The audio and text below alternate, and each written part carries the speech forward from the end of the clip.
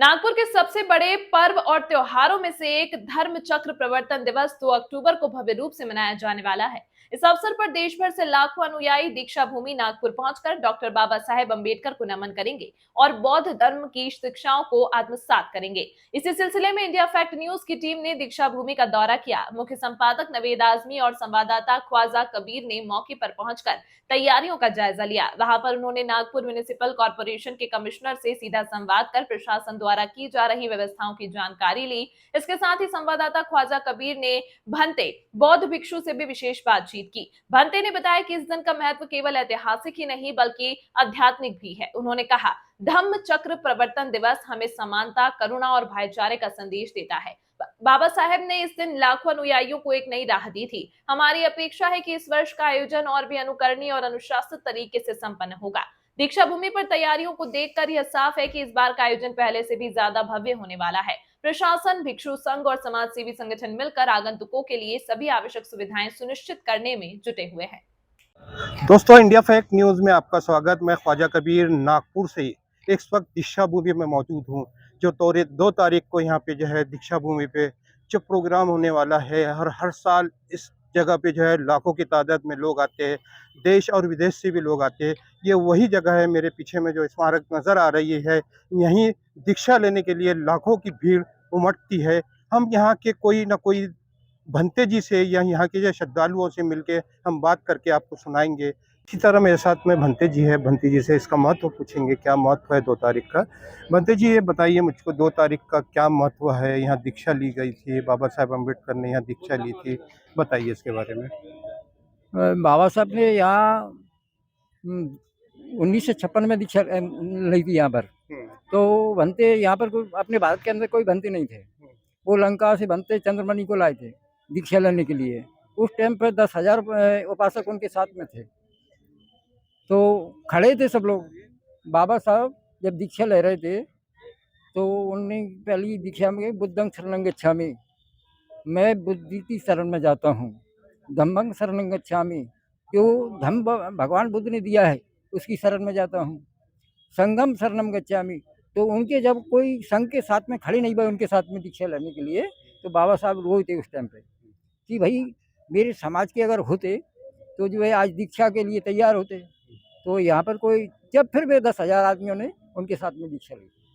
तो ऐसा तो महत्व है उसका, परंतु जो विजयदशमी का त्यौहार मनाते हैं लोग बाग, तो वो गलत है। वैसे सम्राट अशोक ने मौर्य वंश के थे, और वो उस टाइम पे सम्राट अशोक विजय कलिंग युद्ध जीतने के बाद मैंने पूरे पृथ्वी पर राज हो गया था उनका।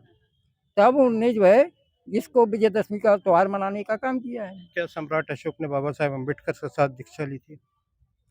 नहीं नहीं, उनको एक भंते जा रहे थे वो, उनका नाम था, देखो नाम कोई होगा जी, अभी मुझे याद नहीं। तो वो भंते जी जा रहे थे, उनके दरवाजे से निकल रहे थे।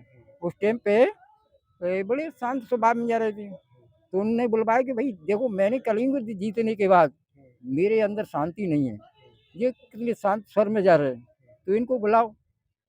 तो उनको किसी मंत्री के द्वारा बुलवाए गए या कोई चपरासी के द्वारा बुलवाए गए कि बंते जी, आप बढ़िया शांत स्वर में जा रहे हैं, आपके अंदर शांति है, परंतु मैंने पूरे विश्व को जीत लिया है, मेरे अंदर शांति नहीं है।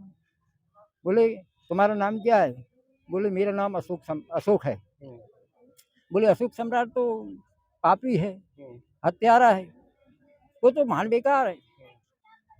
जब उन्होंने जो है कलिंग युद्ध के बाद झंडा चढ़ाने के लिए जा रहे थे, जब स्त्रियों की फौज आ रही थी, उस टाइम पे हथियार फेंक रहे थे कि भाई अब कोई आदमी नहीं बचे, और ये लड़की इस युद्ध के लिए आ रही हैं, तो अब औरतों पे क्षत्रिय धर्म घट जाएगा मेरा, इसलिए मैं। जब मुझको भंते जी ये बताइए, देश और विदेश से लोग दीक्षा लेने के लिए आते हैं, कितने देशों से लोग आते हैं यहाँ पे? पूरे विश्व से आते हैं, पूरे विश्व से पूरे आते हैं। विश्व से आते हैं यहाँ पर। अंदाजा क्या है कि कितने लाख लोग यहाँ पे आएंगे अभी 2 तारीख को? मुझे अंदाज है करीब 2 लाख से कम नहीं आएंगे यहाँ। 2 लाख। हमने सुना है कि ये साल में जैसे 5 से 6 लाख लोग आने की अंदेशा। आप बताते हैं क्या, हो सकता है आ सकते हैं, क्या क्योंकि इसका वर्षा की वजह से, वर्षा का मौसम गड़बड़ चल रहा है, इसलिए हम अनुमान बता रहे हैं कि 2 से कम आएंगे ही नहीं।